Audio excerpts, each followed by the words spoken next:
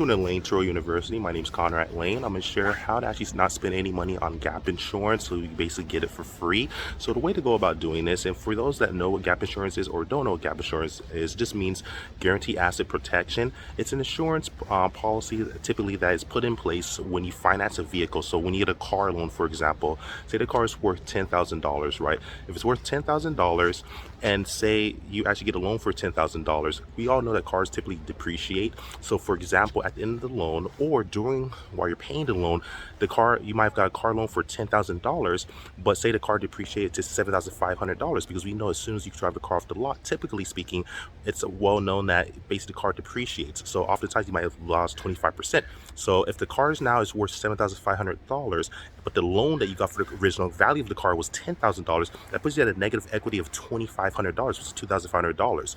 That's unfortunate. So how people offset this typically is to purchase gap insurance, whereas an additional fee you pay, or you actually purchase gap insurance so that in if the car's a total loss, if it gets stolen for whatever reason, car insurance typically pays with the cash, well, what the value of the car is, not what the loan is. That's the problem. So if you have a loan that's for $10,000 because the car was worth $10,000 at a time, but now it got depreciated to $7,500, insurance will only pay $7,500, so that leaves a negative equity of $2,500. I'm also a real estate licensed. We call this being underwater as well in the mortgage industry. So to offset this, gap insurance helps where it pays a negative equity. So if say your car's only worth $7,500 now, gap insurance will pay off the additional amount so that you don't have to pay that negative equity, because that's really terrible. Your car's already been total loss, it's already been stolen or compromised, and insurance only pays up to what the value of the vehicle is.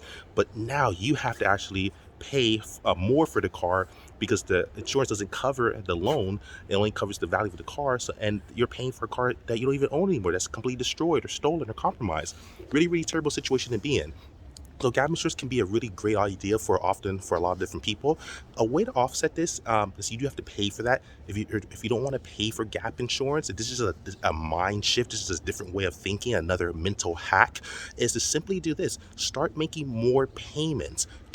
Speak with your financial advisor, speak with your CPA, or speak with the person who created the loan for you, or your loan advisor, or your banking institution, or the car loan company, or the dealership, whoever you got your loan finance to, and ask them, basically tell them, okay, I know my monthly payments. Typically, they charge you what the minimum amount is. And when you pay the minimum amount, remember this: the longer it takes you to pay off the loan, the more they can charge you interest on renting money to you. So the way to offset this is if you start making bigger payments. Say instead of making one payment, say you have a $300 monthly payment, if you can, especially since you're renting your car out anyway, start getting the mindset of paying maybe $600 to $900, 2 to 3 times the amount. Now you're paying 2 to 3 times the amount per month. That compounds over time. You're paying the car down a lot faster. You're paying the principal off, which is what this called. You're putting more money to the principal, and that becomes your own gap insurance, because now what's essentially happening is you're paying the car down. The more you pay the car down, the less you owe on the car, because you're paying the loan off faster. When you pay only the minimal amount, you're basically paying more interest because there's a bigger amount of money that's left over, a bigger amount of the principal left over. But if you're paying the principal down consistently 2 to 3 times the amount, so if you have a $300 payment, but you're renting your car out, you're making profit as you're doing it the right way, you start paying 2 to 3 times the amount. I'm not saying you should do this or not do this, but just give you another perspective, another mental shift. Now you can actually pay your car down faster. So if your car gets a total loss, even though say your car is depreciated to $7,500, for example, now you only owe say $5,000. So what happens now, like Conrad Layn, was happened to me plenty of times.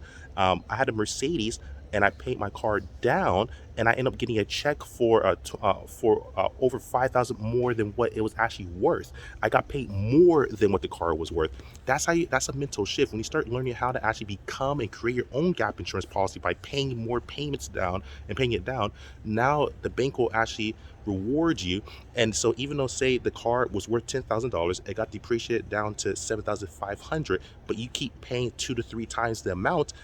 Now you say you only owe $4,000 or $5,000, or the car's already paid off. When insurance pays you, they pay you either the full amount because you have the car paid off already, or you're in a situation where the amount they pay for the car is less than what the loan actually is. So yes, you had a $10,000 loan. The car's worth 7,500, but you paid the principal down so much, where you actually brought it all the way down, say to 5,000, 4,000, 3,000, 2,000, or even like me, where I paid it off really quickly. So I end up getting a big check for say like $5,000, $6,000, $10,000, or for the whole worth of the vehicle value. That's how you actually do it. If you don't buy a gap insurance, really understand that paying off the car as soon as possible can be beneficial. It looks good on your credit. It also makes you look more responsible.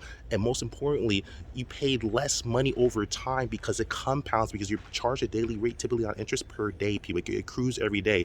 That's how you actually get basically your own free gap insurance. It's not by purchasing a gap insurance, it's by simply shifting your mind, making bigger payments so you pay down the principal faster. The more you pay down the principal, the less money you have to pay in the long run. That's how you do it, people. Welcome to Layn Turo University. I love you guys. Like, subscribe, share, follow me on Instagram, Conrad Layn. Leave me comments, questions below. Currently out. Peace.